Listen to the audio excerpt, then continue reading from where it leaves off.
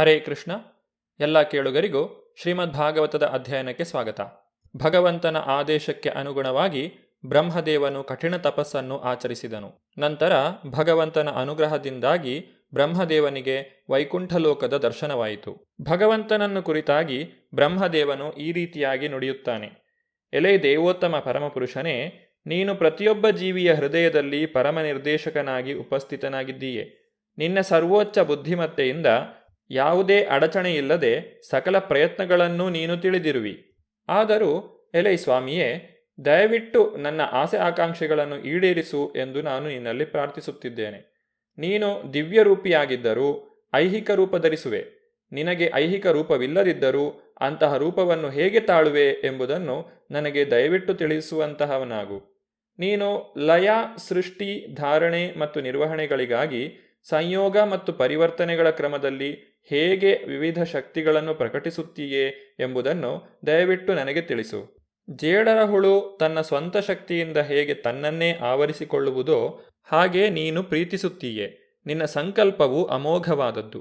ನಾನು ಜೀವಿಗಳ ಸೃಷ್ಟಿ ಕಾರ್ಯದಲ್ಲಿ ಸಾಧನವಾಗಿ ಕೆಲಸ ಮಾಡಿಯೂ ಆ ಚಟುವಟಿಕೆಗಳಲ್ಲಿ ಬದ್ಧನಾಗದಂತೆ ಮಾಡು.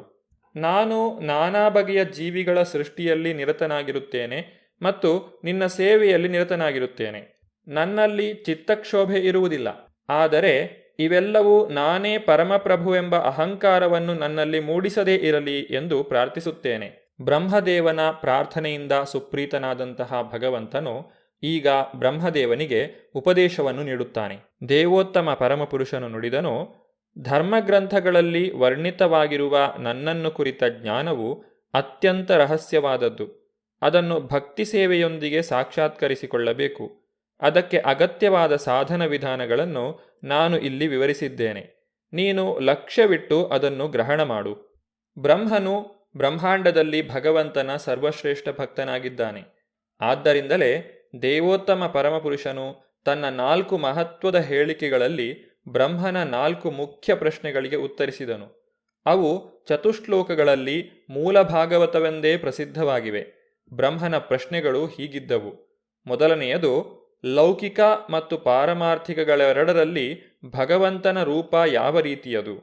ಎರಡನೆಯದು, ಭಗವಂತನ ವಿವಿಧ ಶಕ್ತಿಗಳು ಹೇಗೆ ಕೆಲಸ ಮಾಡುತ್ತವೆ? ಮೂರನೆಯ ಪ್ರಶ್ನೆ, ತನ್ನ ವಿವಿಧ ಶಕ್ತಿಗಳೊಂದಿಗೆ ಭಗವಂತನು ಲೀಲೆಗಳನ್ನು ಹೇಗೆ ಆಡುತ್ತಾನೆ? ನಾಲ್ಕನೆಯ ಪ್ರಶ್ನೆ, ಬ್ರಹ್ಮನಿಗೆ ವಹಿಸಿಕೊಟ್ಟು ಕಾರ್ಯನಿರ್ವಹಿಸಲು ಅವನಿಗೆ ಹೇಗೆ ಉಪದೇಶಿಸಬಹುದು?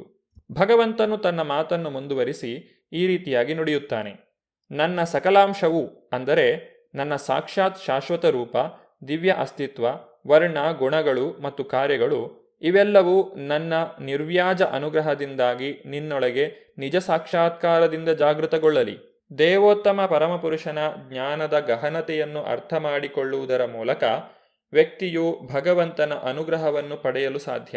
ಐಹಿಕ ಪ್ರಪಂಚದಲ್ಲೂ ಅನೇಕ ಪುತ್ರರ ತಂದೆಯು ತನ್ನ ಪ್ರೀತಿಪಾತ್ರ ಪುತ್ರರಿಗೆ ತನ್ನ ಸ್ಥಾನಮಾನದ ರಹಸ್ಯವನ್ನು ತಿಳಿಸುತ್ತಾನೆ.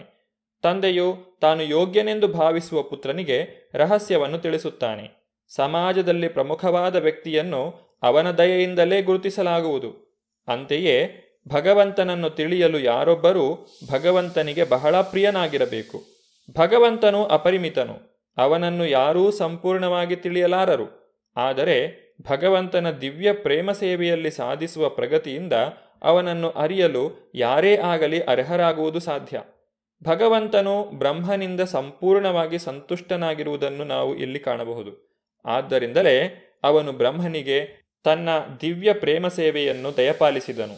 ಹೀಗಾಗಿ ಬ್ರಹ್ಮದೇವನು ಭಗವಂತನ ಅನುಗ್ರಹದಿಂದ ಮಾತ್ರ ಭಗವಂತನ ನೈಜ ಸಾಕ್ಷಾತ್ಕಾರವನ್ನು ಹೊಂದಿದನು. ಶ್ರದ್ಧೆ, ನಂಬಿಕೆ ಇರುವವರಿಗೆ ಭಗವಂತನು ತನ್ನ ರೂಪ, ಗುಣ ಮತ್ತು ಲೀಲೆಗಳಲ್ಲಿ ಪ್ರಕಟಗೊಳ್ಳುತ್ತಾನೆ. ಭಗವಂತನು ಬ್ರಹ್ಮನಿಗೆ ನೀಡಿದಂತಹ ಉಪದೇಶವು 4 ಶ್ಲೋಕಗಳಲ್ಲಿ ಚತುಶ್ಲೋಕಿ ಭಾಗವತ ಎಂದು ಪ್ರಸಿದ್ಧವಾಗಿದೆ. ಅಹಮೇವ ಸಮೇವಾಗ್ರೇ ನಾನ್ಯದ್ಯತ್ ಸದಾ ಸತ್ಪರಂ ಪಶ್ಚಾದಹಂ ಯದೇತ್ತಚ್ಛ ಯೋವಶಿಷ್ಯೇತ ಸೋಸ್ಮ್ಯಹಂ. ಸೃಷ್ಟಿಗೆ ಮೊದಲು ಬೇರೇನೂ ಇಲ್ಲದಿದ್ದಾಗ ಅಸ್ತಿತ್ವದಲ್ಲಿದ್ದ ದೇವೋತ್ತಮ ಪರಮಪುರುಷನು ನಾನು. ಆಗ ಐಹಿಕ ಪ್ರಕೃತಿ ಮತ್ತು ಈ ಸೃಷ್ಟಿಗೆ ಕಾರಣ ಯಾವುದೂ ಇರಲಿಲ್ಲ. ಈಗ ನೀನು ನೋಡುವುದು ಕೂಡ ದೇವೋತ್ತಮ ಪುರುಷನಾದ ನನ್ನನ್ನೇ. ಪ್ರಳಯಾನಂತರ ಉಳಿಯುವುದು ಕೂಡ ದೇವೋತ್ತಮ ಪುರುಷನಾದ ನಾನೇ. ಋತೇರ್ಥಂ ಯತ್ ಪ್ರತೀಯೇತ ನ ಪ್ರತೀಯೇತ ಚಾತ್ಮನಿ ತದ್ವಿದ್ಯಾದಾತ್ಮನೋ ಮಾಯಾಂ ಯಥಾಭಾಸೋ ಯಥಾತಮಃ. ಮೌಲ್ಯ ಉಳ್ಳದ್ದು ಎಂದು ಕಾಣುವ ಯಾವುದು ನನಗೆ ಸಂಬಂಧಿಸಿದ್ದಿಲ್ಲವಾದಲ್ಲಿ ಅದು ವಾಸ್ತವವಲ್ಲ. ಅಂಧಕಾರ ಅಥವಾ ಪ್ರತಿಬಿಂಬದಂತೆ ಇರುವುದನ್ನು ನನ್ನ ಮಾಯಾಶಕ್ತಿ ಎಂದು ತಿಳಿದುಕೋ. ಯಥಾ ಮಹಾಂತಿ ಭೂತಾನಿ ಭೂತೇಷು ಚಾವಚೇಶ್ವನು ಪ್ರವಿಷ್ಟಾನ್ಯಪ್ರವಿಷ್ಟಾನಿ ತಥಾ ತೇಷು ನ ತೇಷ್ವಹಂ. ವಿಶ್ವದ ಮಹಾಭೂತಗಳು ವಿಶ್ವದೊಳಕ್ಕೆ ಪ್ರವೇಶಿಸುತ್ತವೆ, ಅದೇ ಕಾಲದಲ್ಲಿ ವಿಶ್ವದಲ್ಲಿ ಪ್ರವೇಶ ಮಾಡುವುದಿಲ್ಲ. ಅದೇ ಪ್ರಕಾರ ನಾನು ಕೂಡ ಸೃಷ್ಟಿಯಾದ ಪ್ರತಿಯೊಂದರಲ್ಲೂ ಇದ್ದೇನೆ ಮತ್ತು ಅದೇ ಕಾಲದಲ್ಲಿ ನಾನು ಪ್ರತಿಯೊಂದರಿಂದ ಹೊರಗಿದ್ದೇನೆ. ಏತಾವದೇವ ಜಿಜ್ಞಾಸ್ಯಂ ತತ್ವಜಿಜ್ಞಾಸುನಾತ್ಮನಃ ಅನ್ವಯವ್ಯತಿರೇಕಾಭ್ಯಾಂ ಯತ್ ಸ್ಯಾತ್ ಸರ್ವತ್ರ ಸರ್ವದಾ. ಪರಮ ಸತ್ಯನಾದ ದೇವೋತ್ತಮ ಪರಮಪುರುಷನನ್ನು ಕುರಿತು ಜಿಜ್ಞಾಸೆ ಮಾಡುವವರು ಯಾರೇ ಆಗಲಿ ಸಕಲ ಸಂದರ್ಭಗಳಲ್ಲೂ ಸಕಲ ದೇಶಕಾಲಗಳಲ್ಲೂ ಮತ್ತು ಪ್ರತ್ಯಕ್ಷ ಹಾಗೂ ಪರೋಕ್ಷಗಳಲ್ಲೂ ಖಂಡಿತವಾಗಿಯೂ ಇಲ್ಲಿಯವರೆಗೆ ಜಿಜ್ಞಾಸೆ ಮಾಡುತ್ತಾರೆ. ದೇವೋತ್ತಮ ಪರಮಪುರುಷನು ಸೃಷ್ಟಿಗೆ ಮೊದಲು ಇರುತ್ತಾನೆ, ಸೃಷ್ಟಿಯ ಪಾಲನೆಯನ್ನು ಅವನೇ ಮಾಡುತ್ತಾನೆ ಮತ್ತು ಪ್ರಳಯದಲ್ಲಿ ಸೃಷ್ಟಿಯು ನಾಶವಾದ ನಂತರ ಅವನೇ ಉಳಿಯುತ್ತಾನೆ. ಬ್ರಹ್ಮನೂ ಸಹ ಪರಮಪ್ರಭು ಭಗವಂತನ ಸೃಷ್ಟಿ. ನಿತ್ಯೋ ನಿತ್ಯಾನಾಂ ಚೇತನಶ್ಚೇತನಾನಾಂ ಏಕೋ ಬಹುನಾಂ ಯೋ ವಿದಧಾತಿ ಕಾಮಾನ್.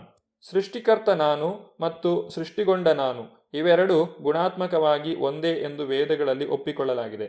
ಏಕೆಂದರೆ ಉಭಯರೂ ನಿತ್ಯರು ಮತ್ತು ಚೇತನರು. ಸೃಷ್ಟಿಕರ್ತನು ಒಬ್ಬನೇ ಆಗಿದ್ದಾನೆ, ಆದರೆ ಸೃಷ್ಟಿಗೊಂಡವರು ಅನೇಕರಿದ್ದಾರೆ. ವಿಶ್ವ ಅಭಿವ್ಯಕ್ತಿಯ ಉದಯ, ಪಾಲನೆ, ಬೆಳವಣಿಗೆ, ಅದರ ವಿವಿಧ ಶಕ್ತಿಗಳ ಅಂತರ್ಕ್ರಿಯೆಗಳು, ಕ್ಷೀಣತೆ, ನಾಶ ಇವುಗಳ ಯಾವುದೇ ಹಂತದಲ್ಲಿಯೂ ಅದು ದೇವೋತ್ತಮ ಪರಮಪುರುಷನ ಅಸ್ತಿತ್ವದೊಂದಿಗೆ ಮೂಲತಃ ಸಂಬಂಧವನ್ನು ಹೊಂದಿವೆ. ಭಗವಂತನೊಂದಿಗಿನ ಈ ಪ್ರಾಥಮಿಕ ಸಂಬಂಧವನ್ನು ಮರೆತಾಗಲೆಲ್ಲ ಮತ್ತು ವಸ್ತುಗಳನ್ನು ಭಗವತ್ ಸಂಬಂಧವಿಲ್ಲದ ಸತ್ಯವೆಂದು ಅಂಗೀಕರಿಸಿದಾಗಲೆಲ್ಲ ಅಂತಹ ಕಲ್ಪನೆಯನ್ನು ಭಗವಂತನ ಮಾಯಾಶಕ್ತಿಯ ಉತ್ಪನ್ನವೆಂದು ಕರೆಯಲಾಗುತ್ತದೆ. ಏಕೆಂದರೆ ಭಗವಂತನಿಲ್ಲದೆ ಯಾವುದೂ ಅಸ್ತಿತ್ವದಲ್ಲಿರಲು ಸಾಧ್ಯವಿಲ್ಲ. ಮಾಯಾಶಕ್ತಿಯು ಭಗವಂತನ ಒಂದು ಶಕ್ತಿ ಎಂಬುದನ್ನು ನಾವು ತಿಳಿದುಕೊಳ್ಳಬೇಕು.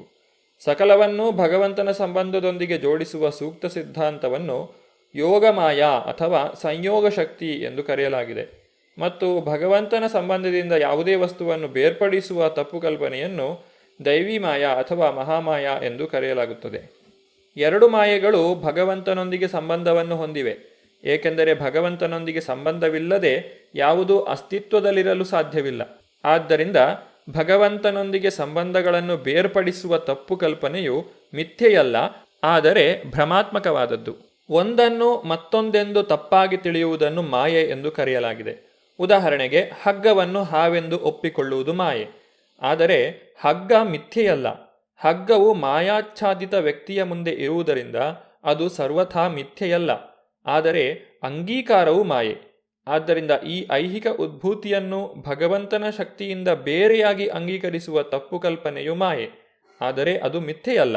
ಮತ್ತು ಈ ಮಾಯಾಕಲ್ಪನೆಯನ್ನು ಅಜ್ಞಾನದ ಅಂಧಕಾರದಲ್ಲಿನ ಸತ್ಯದ ಪ್ರತಿಬಿಂಬ ಎಂದು ಕರೆಯಲಾಗಿದೆ.